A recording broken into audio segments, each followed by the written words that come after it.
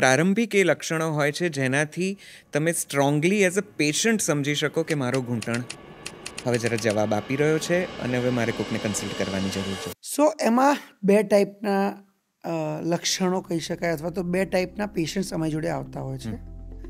એક જે એજ્યુકેટેડ હોય અને જેમને વહેલા ખબર પડે છે,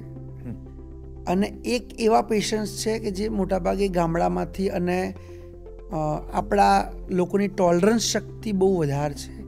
એટલે એક લેટ સ્ટેજમાં આવતા હોય. પણ આપણે જો અર્લી સ્ટેજની વાત કરીએ તો 1-1.5 કિલોમીટર ચાલ્યા પછી એવું થાય કે હવે મને